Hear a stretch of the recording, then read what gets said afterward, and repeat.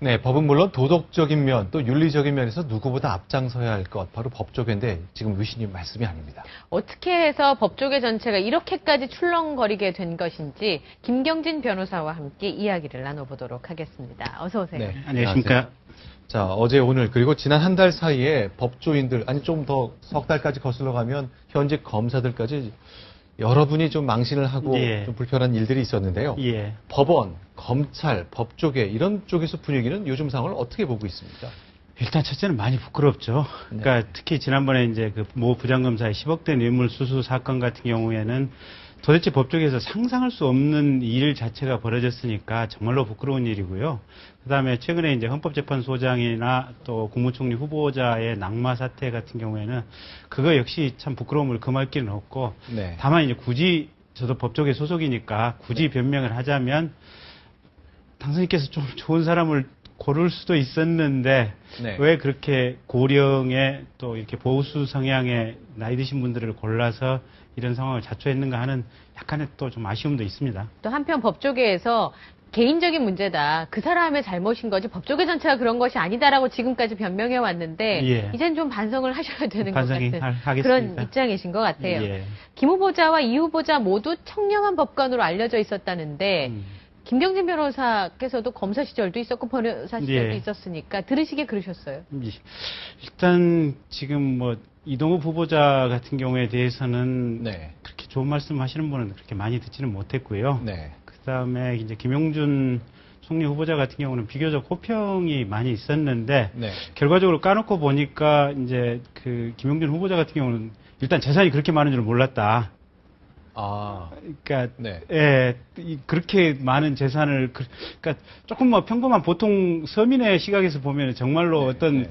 부와 권력을 평생을 누리고 산 분이구나라는 생각이 이제 첫 번째 시각으로 들었고 이제 이동욱 후보자 같은 경우에는 생각보다는 그렇게 본인이 악착스럽게 뭔가를 좀 했지만 네. 또 뭐 심지어는 뭐 항공권강 이런 얘기는 뭐 전 국민이 처음 듣는 얘기 아니었습니까? 그건 확인되지 않은 거예요. 예, 확인되지 않은 얘기고요. 그러니까 근데 그게 사실이라면 난 사퇴하겠다 이 말로 예, 뭐가 예. 아닌 것 같긴 한데. 예, 예. 근데 네. 어쨌든 이분은 재산은 그렇게 많지는 않은데 삶을 네. 저렇게 그냥 악착같이 살았을까 네. 하는 조금 아쉬움이 많이 남죠. 국민의 감정과 관련된 부분을 네. 지금 김경진 변호사께서 얘기를 해주셨었는데 예. 아까 이제 항공권을 이렇게 현금으로 바꾼 것에 대해서는 아직 확인이 안 됐지만 특정 업무 경비에 대한 얘기를 굉장히 많이 들었거든요. 예, 예. 무슨 돈이길래 영수증도 필요 없고 소명도 안 해도 되고 그냥 갖다 써도 되고 예. 자기 통장에 넣어도 되고 MMF에 투자해도 되고 음. 그런 돈이 대한민국에 있다는 걸 처음 알았거든요. 그러니까 이 특정 업무 경비라고 하는 것이 네. 원래는 이제 경찰관들처럼 이렇게 일선에서 기민하게 활동하면서 영수증 처리하기도 못하고 딱히 그걸 그 예산을 사전에 책정해서 쓰기 곤란한 돈들을 미리 그냥 포괄적으로 줘서 그걸 업무에 관련해서 쓰라고 한 예산이 특정 업무 경비인데 네. 사실은 수사라든지 뭔가 일선 행정 집행에 필요한 부분의 예산인데 그게 이제 대법관이라든지 헌법재판관들에게도 이분들에게 뭔가 좀 지원을 좀 해줘야겠다고 하다 보니까 특정 업무 경비 명목으로 예산이 좀 편성이 됐던 것 같고 네. 근데 사실 기실 이분들이 재판 업무에 있어서는 그렇게 기민하게 대응할 부분이 그렇게 많지는 않거든요. 네. 그래서 예산 자체가 좀 아예 처음부터 잘못 편성이 된 것 같아요. 그러다 보니까 지금 지난번에 이동욱 후보자 인사청문회 할 때 그 격리계장 사무관이 나와서 자료를 좀 전부 제출을 해라 이랬더니 네. 그냥 제 판단하에 제출할 수 없습니다라고 그냥 버텼지 않습니까? 네. 사실 보면 아마 이동욱 후보자 외에 다른 분들도 문제가 있을 가능성은 조금 있지 않느냐. 그래서 전체적으로 좀 제도 개선을 해야 될 필요성이 있겠습니다. 그 부분은. 네. 영수증을 처리하도록 하면 된다는 뜻입니까? 아니면 그런 게 아예 없어야 된다는 근데 뜻입니까? 헌법재판소나 대법원 같은 경우는 기본적으로 이 부분의 필요성이 상당히 적기 때문에 네. 차라리 뭔가 좀 급여를 올려주고 싶다든지 복리후생비를 올려주고 싶으면 뭔가 정당하게 이 급여나 복리후생비 쪽으로 지급을 하도록 예산 구조 자체를 바꾸는 것이 어떨까라는 생각입니다. 근데 네. 한꺼번에 헌법재판소까지 올라오는 법안은 없으니까 예. 이렇게 급한 일은 없을 것이라는 게 김경진 변호사 생각이신데 예. 제가 궁금한 것은 조혜진 의원이 새누리당의 원래 법조인 출신이잖아요. 저희 프로그램에 제가 진행하는 프로그램에 네. 출연을 해서 이 특정 업무 경비에서 완전히 자유로운 법조인은 많지 않을 거다. 그러면 법조계에서 만약에 사람을 뽑아서 인사청문회를 통과시키면 다 걸린다는 얘기인데 예. 그럴 가능성이 있습니까? 그래서 이제 민주당에서 처음에 특정 업무 경비를 안 건드릴 터이니 자진 사퇴해라라고 처음에 인사청문회 초창기에 얘기를 했지 않습니까? 네. 그러다 이동욱 후보자가 버티니까 이제 마지막에 특정 업무 경비 부분을 가지고 터뜨렸는데 이동욱 후보자 같은 경우 지금 워낙 제기되는 의혹 가지수가 그냥 워낙 숫자가 많고 네. 또 본인이 강력하게 버티다 보니까 민주당이 마지막 카드로 뽑아 쓴 게 눈앞에 명확한 특정 업무 경비를 가지고 좀 뽑아 쓴 것 같아요. 네. 근데 민주당도 아마 또 다른 분이 나왔을 때 그리고 의혹의 숫자가 그리 많지 않을 때는 네. 아마 그 부분을 안 건드리고 넘어갈 가능성도 상당히 있고 이 부분은 앞으로 제도적으로 과거에 잘못된 부분에 대해서는 뭔가 사면을 한다든지 하고 네. 이게 조금 뭔가 제도적 개선책이 좀 시급하지 않나 이런 생각입니다. 네. 자, 뭐 조혜진 의원은 뭐 법조인 아니지만 법대 출신이라 예, 법조인 죄송합니다. 친구들이 굉장히 많으니까 예. 그런 얘기를 많이 들었을 것 같네요. 예.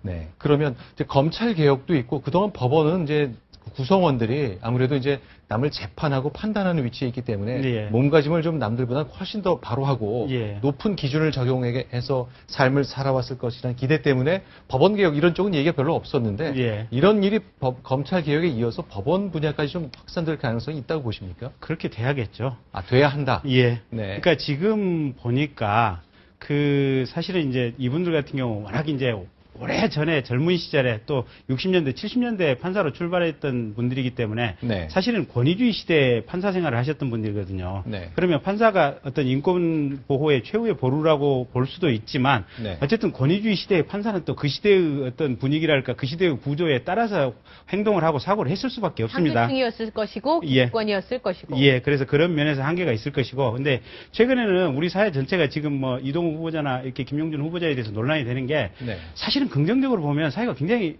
밝아지고 좋아진다는 시그널로 볼 수도 있습니다. 네. 왜냐하면 30년, 40년 전에 부동산 투기했던 문제도 금방 이렇게 노출돼서 전 국민이 이렇게 스크린을 할 수 있고 그것 때문에 총리 바로 낙마시킬 수 있는 이런 세상이 됐다는 것은 우리 사회가 그렇게 완벽한 이제 드높은 시스템으로 체계적으로 걸을 수 있는 사회에 도달했다라고 긍정적인 평가를 할 수도 있거든요. 근데 거기에 더 나아가서 지금 이제 법관들, 고위 법관들은 재산 공개를 하는데 이제 고등법원장이라든지 뭐 고등법원 부장판사부터는 벌써 차관급 대우를 하는데 네. 사실은 이분들에 대해서 재산 공개만 하지 그 재산 형성 과정에 대해서는 구체적으로 그걸 뭐 심사라든지 뭔가를 이렇게 제대로 안 하거든요. 네. 검찰만 해도 지금 차관급이 55명인데 박근혜 당선인이 그 숫자를 좀 줄이겠다고 하지 않습니까? 그렇죠. 네. 근데 이분들 재산도 대체로 평균 재산이 한 20억에서 30억 내외 정도 재산인데 네. 어떤 과정을 통해서 재산이 형성이 됐는지 물론 법원도 그렇고 검찰도 그렇고 내부적으로 감찰 부서가 있기는 하지만 네. 신고한 것 그 자체에 대해서 의문을 가지고 뭔가 스크린하는 제도는 없는 것 같아요. 네. 그래서 우리가 조금 더 한 발자국 더 나아간다면 그 점에 대해서도 조금 좀 스크린할 수 있는 시스템이 도입이 되면 어떨까 싶습니다. 그러면 지금 법조인들이 총리 후보자로 제일 얘기 많이 되니까 예. 그 법조인들이 총리 후보자 되시는 건 어떻게 생각하세요? 말씀 들어보니까 쉽지 않을 것 같은데요. 근데 이제 대체로 그 우리가 지금 두 분의 참 안 좋은 사례를 봐서 그렇지 네. 조문재 대법관처럼 뭐 대법관 될 때 재산 신고 뭐 8천만 원 하신 분도 있지 않습니까? 네, 네. 안대희 대법관 집 한 채인데 뭐 집값이 좀 떨어지면 2억 신고하고 집값이 올라가면 5억 신고하고 이런다는 거 아닙니까? 네. 집 한 채 가지고. 그러니까 그런 분들도 상당히 많거든요. 네. 그리고 또 한 가지 법조인들의 특성이 이게 대체로 보면 본인의 본가나 아니면 뭐 이게 뭐 어떤 처가나 둘 중에 하나는 좀 부유할 가능성이 큽니다. 네. 그래서 돈 문제라든지 비리 문제로부터 자유스러울 가능성은 큰데 네. 다만 이제 여기서 본가나 처가가 부유스럽다고 하더라도 이제 뭐 본인이나 또는 부인이 재테크 재산을 네, 불리는데 네, 이제 네. 관심이 있는 사람들 같은 경우 이번에 이제 김용준 후보자처럼 문제가 생기는데 대체로 부정이나 비리 문제에 있어서는 일반적으로는 상관은 없습니다. 그리고 아까 조무재 안대희처럼 이렇게 청렴하게 살아오신 분들도 많기 때문에 네. 굳이 지금 당선인께서 이제 좀 나이가 좀 중후한 원로급 중에서 보수적 성향을 가진 분 중에서